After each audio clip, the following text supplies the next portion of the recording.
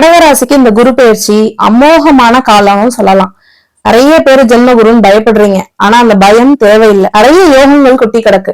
உங்க ராசியிலதான் குரு பகவான் உச்சமராரு. 12 வருஷத்துக்கு அப்புறம் உச்ச குரு அமர போறது உங்க ராசியில தான். அத்தனை கடகராசிக்காரர்களும் எழுதி வச்சுக்கோங்க, உங்களுக்கு ஒரு பெரிய பதவி உண்டு. இந்த குரு பயிற்சியில யார் எப்படி பயந்தாலும் ஜெயிக்க போறது கடகராசி. மதிப்பு மிக்க ஒரு மனிதரா மாத்த போறாங்க. 10 பேர் உங்களை பார்த்து கையெழுத்து கும்பிடக்கூடிய ஒரு காலம் வரப்போகுது. ஒரு பெரிய பதவியை கொடுக்க போறாரு.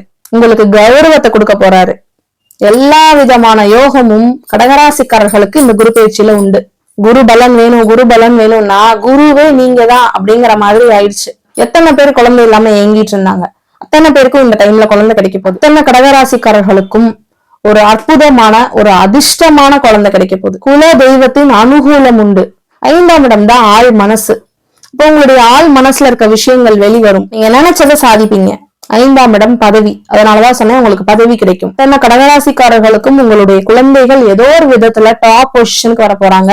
உங்களுக்கு பெருமை தேடி தர போறாங்க. 7ஆம் இடம்னால என்னங்க, ஃபர்ஸ்ட் திங் திருமணம். இந்த டைம்ல கல்யாணம் உறுதியா நடக்கும். நம்ம போய் சம்பந்தப்படுற இடம் 7ஆம் இடம். நீங்க போய் ஒருத்தட்ட பேசினாலும் நீங்க ஜெயிச்சிருவீங்க. கும்பிட போன தெய்வம் குறுக்க வந்த மாதிரி அவங்களே உங்களுக்காக இறங்கி வந்து உங்களுக்கு என்ன வேணும்னு கேட்டு பண்ணி கொடுப்பாங்க. அப்பாவினுடைய சொத்து கிடைக்கும். கிட்ட ஒரு பொறுப்பு ஒப்படைக்கக்கூடிய ஒரு காலம் உண்டு. யாரெல்லாம் வெளிநாடு போகணும்னு ஆசைப்படுறீங்களோ பாஸ்போர்ட் எடுத்து வச்சுக்கோ. நிறைய கடகராசிக்காரர்கள் தாத்தா பாட்டி ஆகக்கூடிய யோகம் உண்டு. உங்களுக்கான பங்கு உங்கள்கிட்ட வந்து சேரக்கூடிய ஒரு அற்புதமான காலம்னு சொல்லலாம். ஒரு மாற்றம் கண்டிப்பா வரும்.